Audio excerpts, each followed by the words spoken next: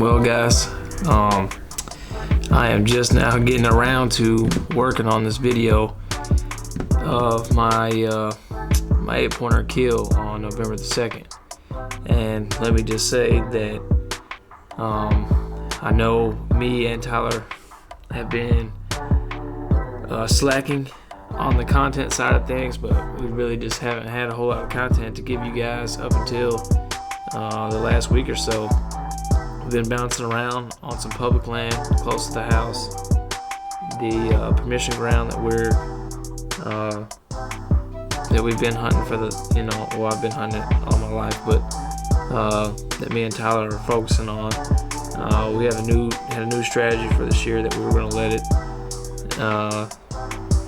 pretty much let it rest until the time was right. And I've always known that permission ground gets hot around the last week of October and the first few weeks of November. So that was our plan. We were hoping to get on some deer on the public land, but of course, it just seems like before we knew it, it was time to dive into some of our spots on the permission ground. So I'm going to get into some of these interviews. I didn't really have the camera running a whole lot.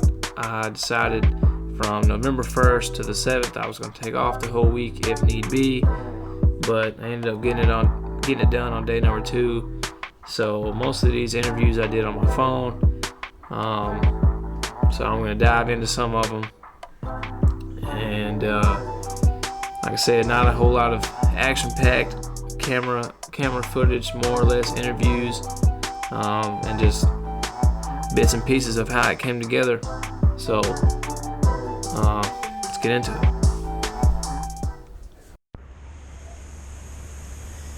It is Monday, November 1st, and I don't really know what else you can ask for.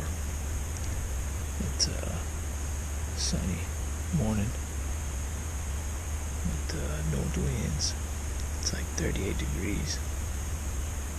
Saw a deer the whole way in. So, currently set up on a funnel that funnels deer to this bedding area over my right shoulder. You got this stretch of timber that connects to the pasture, and that bedding area is out in the pasture. So, with any luck, hopefully we're on the X this morning. But it's November. I'm gonna enjoy it either way. Well, I think I'm gonna get ready to call it a morning. It's 9:30. I haven't seen anything since those does came through at 8:30. My thermals were perfect this morning. I figured I could get in here before the wind picked up, and my thermals would carry down this ditch over my left shoulder, and it did that. But those does were getting ready to read the script, and I could hear them coming. I wasn't too sure if it was just squirrels playing or it was quite a few deer, but I happened to look over my left shoulder and caught the last probably 2 does running.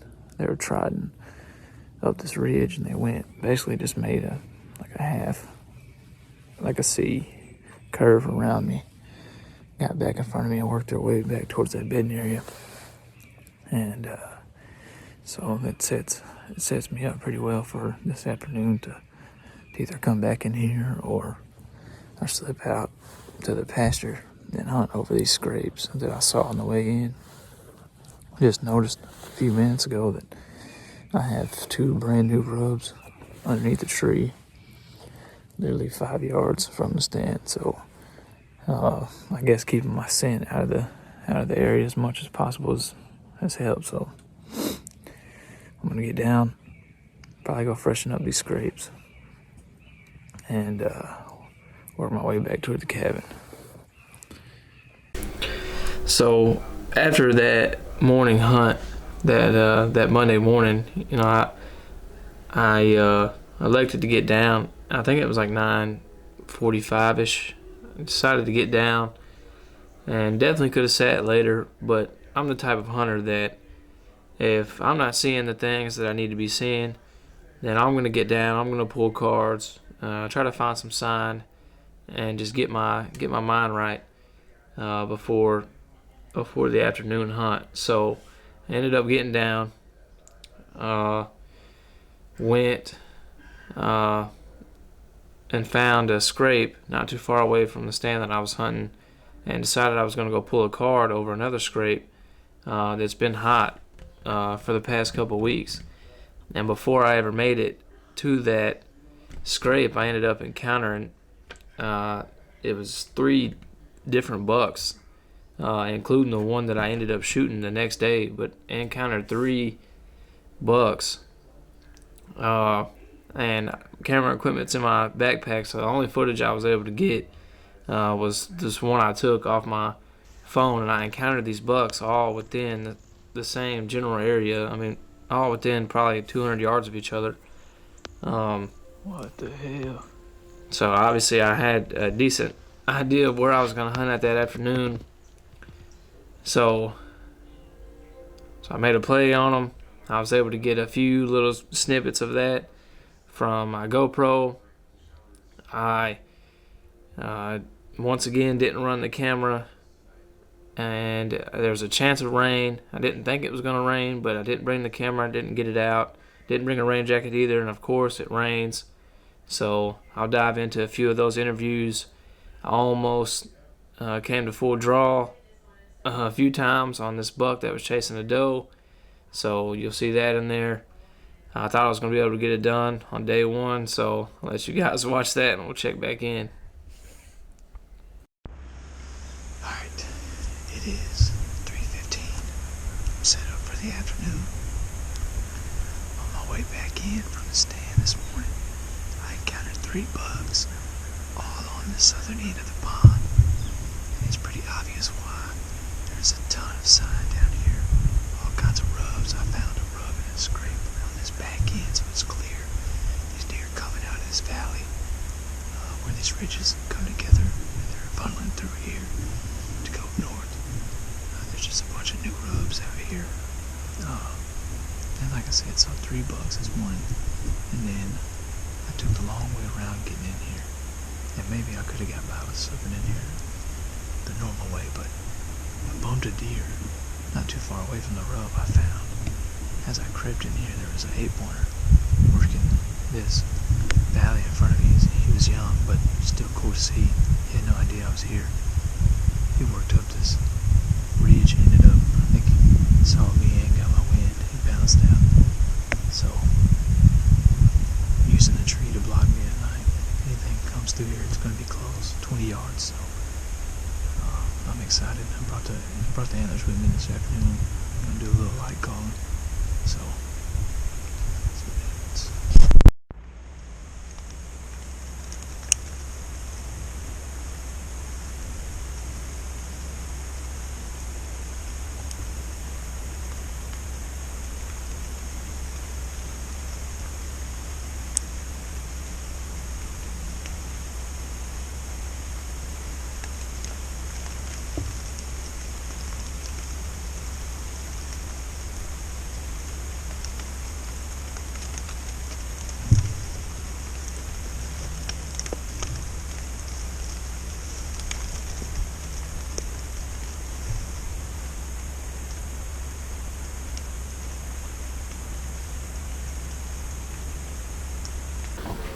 So that afternoon, it almost came together. I mean, I actually did had a little blooper where I grabbed my bow and hit a limb above me and knocked my arrow off the rest. But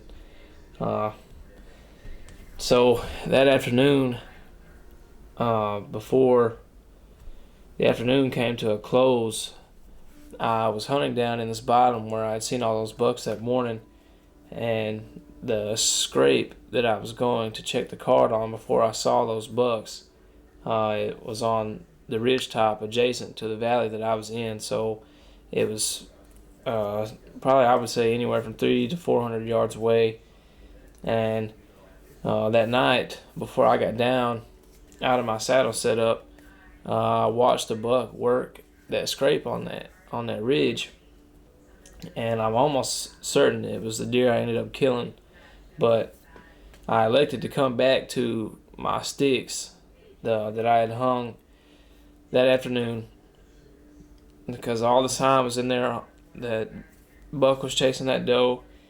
Just seemed like the right move to make. So I slid back in that next morning, and I only encountered one doe up close, but ended up seeing a small glimpse of another buck walk beside that scrape. So I knew as the morning went on that I was gonna have to make a decision to either hunt my sticks once again over this hot sign, or go to the stand that I had up on top of the ridge that the mock scrape was on, just probably 60 to 70 yards north of the mock scrape and the camera itself, but it's on the same transition line. So ended up going back to the cabin after the morning, taking a nap, woke up, and just was kind of in disarray. Didn't really know which stand I should go to. It's obviously I'm an overthinker, so I'm trying to play out every possible scenario in my head, and consulted with Tyler on where I should go. And I've only hunted the stand one time prior, and that was Thursday the 28th. So obviously it hadn't been hunted a whole lot. I hung it back in August, and had really just left it there, and I hadn't really thought about it up until I hunted it. So it was one of those deals where I just kind of sat there and wasn't too confident in my decision, but it all made sense. And with light fading, right at 6 o'clock, I had only seen one spike, or one deer, and it was a spike at right around 5 o'clock. So 6 o'clock rolls around, lights fading. I only had about a solid 25 more minutes to shoot. Didn't think it was going to happen, and that's usually when it does happen. And sure enough, I look over my left shoulder, and I'm hunting over this transition line, scrape line, that leads right to bedding area. The wind was coming out of the northeast, so it made perfect sense. So I got to watch this buck work another scrape. Really wish I'd got that on video because it was cool to see. But I mean, he absolutely read the script, and the GoPro footage will show you guys the rest.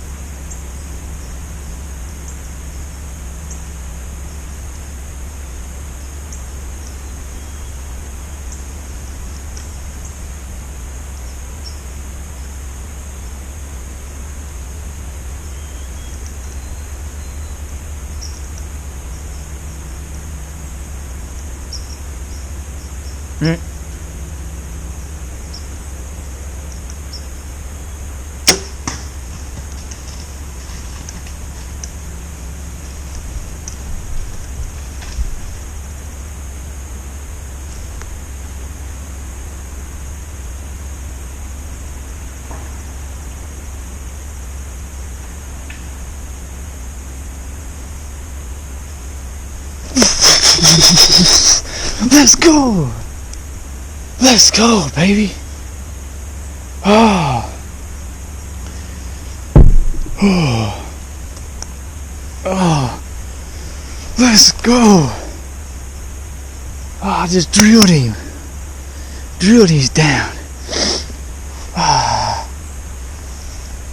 Oh, dude, I don't care. He got my heart racing. I got another tag left. Oh, dude, let's go. That's what I'm talking about. Oh, let's go. I gotta get some people on the phone. Oh, let's go. As you can see from my excitement there, I absolutely drilled that deer, and I knew it as soon as I let the arrow go that everything felt good. And you can hear it in the GoPro footage. It absolutely drilled him. I think like it ended up being like a 24-25 yard shot, and it was just textbook. I mean, just a textbook pre-rut hunt. That buck was, I mean, just definitely in the mood to try to find that first hot doe, and ended up costing him his life. So I wasn't able to film a recovery or anything. I was at the permission ground by myself, no deer cart, no four-wheeler, so I knew I was going to have to get my grandparents called or try to get Tyler up there to help me drag this thing out. Light was fading, so I did end up getting down after about 20 minutes, so it's getting dark. Found my arrow, got on blood, ended up walking past the deer initially. I thought he died in this creek, but he didn't. He didn't even make it to the creek. He probably ran all of 60 yards, and that was the end of it. I remember walking up on him and just getting to hold him for the first time. It's definitely been way too long. You know, there's only one or two deer I have on camera that are bigger than this deer, but he was probably one of the most frequent deer I had on camera.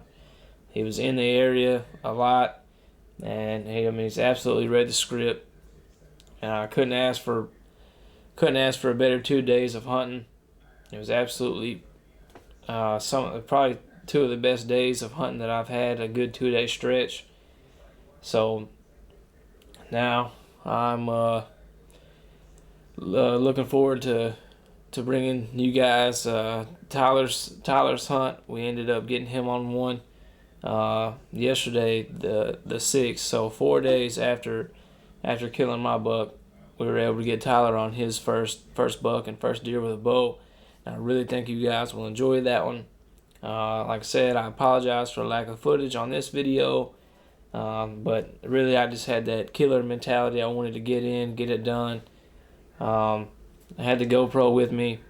Obviously, the iPhone quality is unmatched. You know, it's perfect for interviews, which is mainly what I do with the camera anyway. So I really hope you guys enjoy this one.